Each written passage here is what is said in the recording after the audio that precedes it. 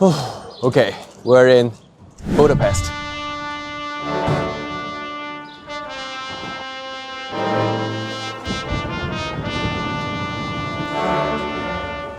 Hello guys, welcome back to my channel. I just took a 12-hour flight from Guangzhou to Budapest with one thing on my mind: Chinese electric vehicles.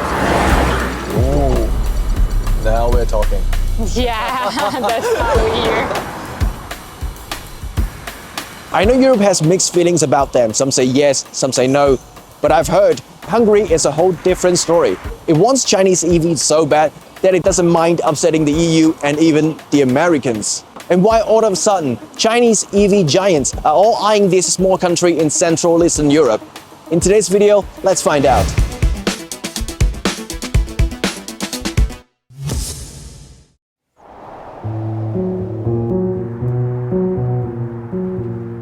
Did you know that Budapest is actually made up of two cities?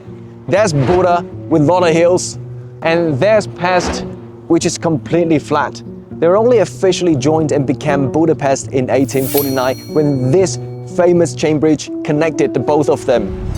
The city blends history with modernity, stunning architectures and fancy-looking electric vehicles. Okay, we have managed to contact one of BYD's dealerships here in Budapest for an interview. Well, I want to know how's their business doing right here. So, let's go. Susan is the sales consultant at the BYD shop. She had a busy day, but still managed to show me their best-selling products. The excellence is the most wanted, let's say, because these 500 horsepowers, it's good, and Hungarians love horsepowers very much. How much is this one? It's 50,000 euro. 50,000 euros here. Well, is that a little expensive here? It's a little bit more expensive. Not actually. It's very difficult to say because many people who come to our dealership are comparing the BYDs to the BMW i4, which is actually the concurrence of this car. It's almost double priced. It's a popular but rather regular model back in China, but Susan said their customers are calling it the sexiest car. I want to have a try.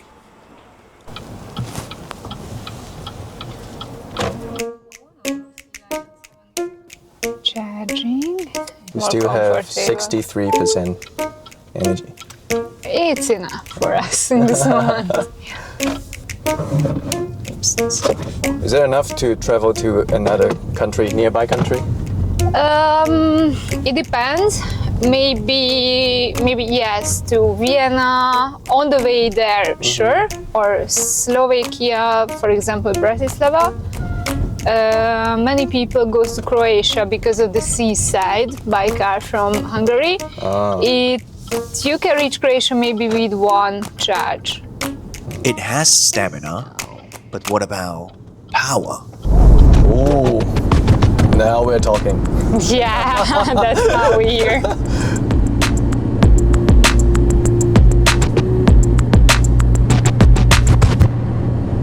Okay, so technically I'm not allowed to drive here in Europe because I don't have the international driver's license. I'm just trying to feel what it's like to behind this wheel, because this car is known as the sexiest car in Hungary. It has great horsepower, it has the longest range, and it has superb outlooks. I mean, I'm really beginning to understand why some of the Hungarians are choosing this over BMW. While we're at the shop, a Hungarian customer was here to pick up his new BYD. He was recommended by a friend who also owns a BYD. It seems Chinese EVs are gaining trust from locals. It was fantastic for us to see how open Hungarians were to BYD, and people learned very fast the brand name. It's 1,500 cars that we sold last year, and by the end of the year we would like to have a nationwide network with multiple locations in the countryside, so more and more Hungarians will have access to BYD stores and can experience the BYD models. While we're at Budapest, one piece of news hit the headline of every Hungarian media outlet. even across Europe. A BYD előtt már The Chinese EV giant is setting up its European headquarters in Budapest. It's a pretty big step for both the company and the country, especially when BYD is now building its major EV factory in Hungary. It'll be the first ever Chinese carmaker with a production base in Europe.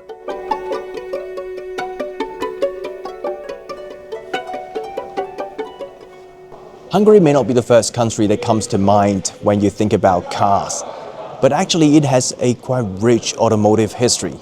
Since the 1990s, global giants like Mercedes-Benz, Audi and Suzuki have built major plants here in the country, drawn by its lower production cost, skilled workforce and also its Central European location.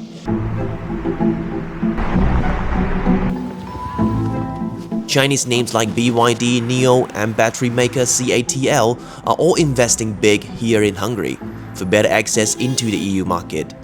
And by embracing these investments, Hungary is seeking to catch up with the world's latest technology and create a lot of local jobs.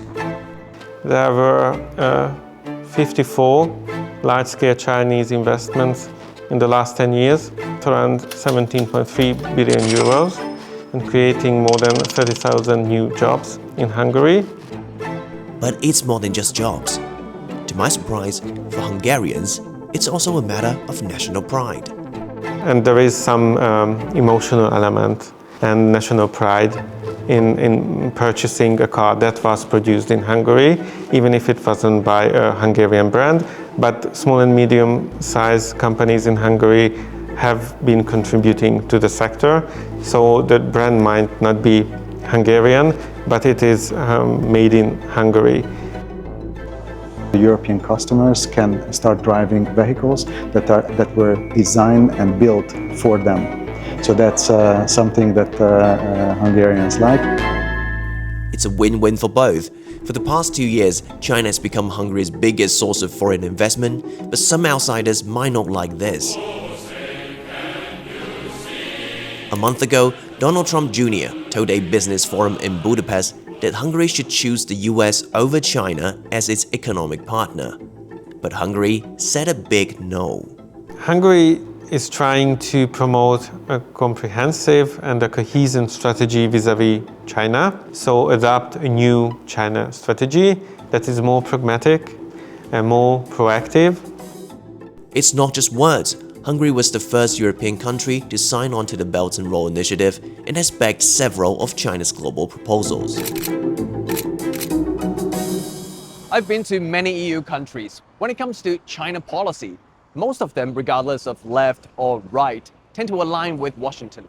But Hungary is different. We went to a major conference that features projects between Hungary and China's Greater Bay Area. The results were fruitful. But what this local businessman said impressed me the most and perfectly explains what Hungary-China cooperation actually means.